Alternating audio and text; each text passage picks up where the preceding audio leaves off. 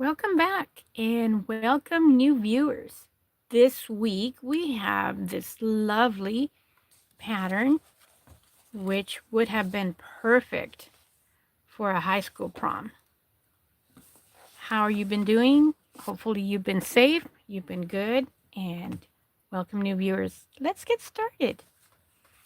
This is a vintage simplicity number 2231 pattern, and it is just so lovely.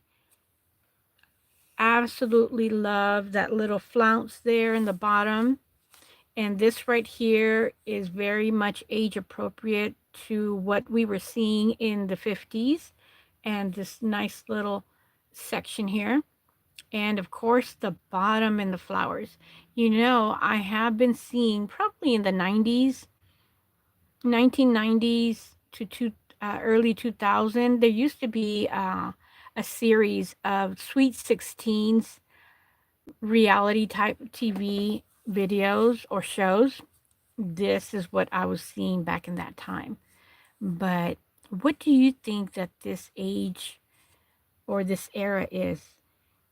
Like I mentioned, the top looks like from the 1950s, but this right here makes it look like something of the 1980s. So let me know in the comments, what do you think?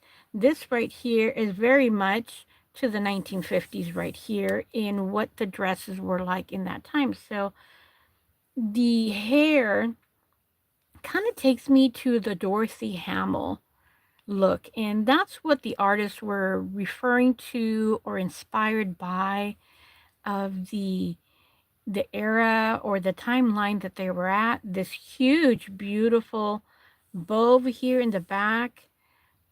I don't ever recall seeing a bow in a prom dress in the 1950s. So it's probably like a collection or a gathering of ideas then.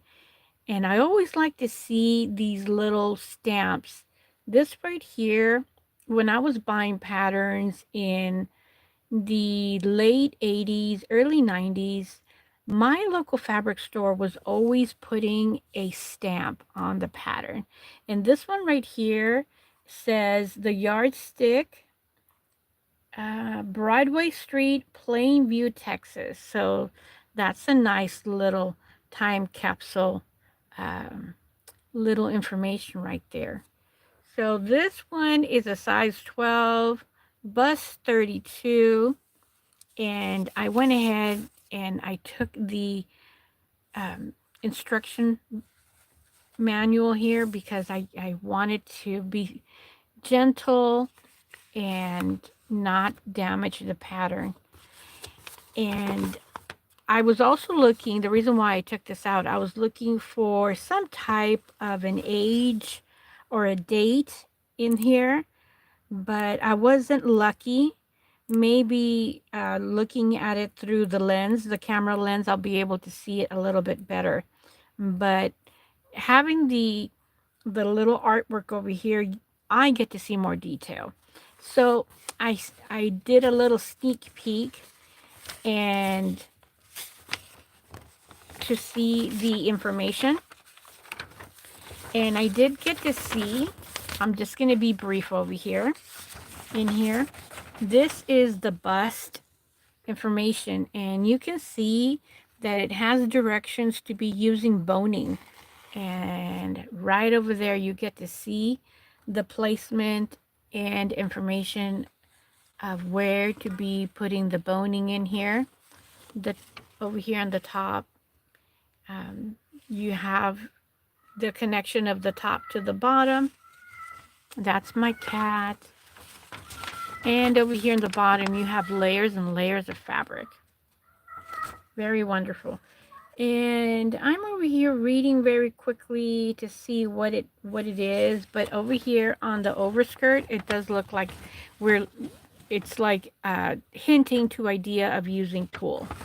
So fabulous time capsule of the past. And let's take a look. I didn't take the pattern out. You can see right here it is ripped to the side. So I am going to see And I am going to say it again. I am looking at it at the first time, just like you are. And the reference that I make, the older patterns are not used. Oh, there's another piece right here. What is this? Let's see. This looks like an exact copy, quite honestly. You know, this tells me that this belonged to a seamstress. And the reason I know is because when I buy patterns, like for gowns or for costumes, I always buy multiple sizes so that I can sell, let's say, toddlers, 4 to 5, the age, and 6 to 8 year olds, so on and so forth. So this right here is giving me a little indication that the previous owner was a seamstress and she had multiple ones, because this and this are exact the same, but this one, the one that I got to see inside with the pattern, is an extra piece, I think.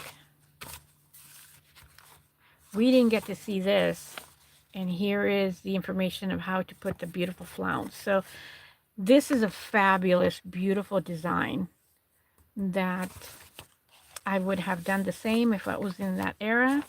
And like I mentioned, I do that for the people costume and children costumes. I buy multiple sizes to make sure that I'm able to make for different ages.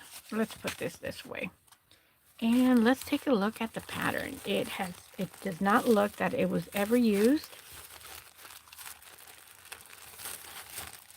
Pristine, crisp, and there is our little indicator right here, that it was not cut.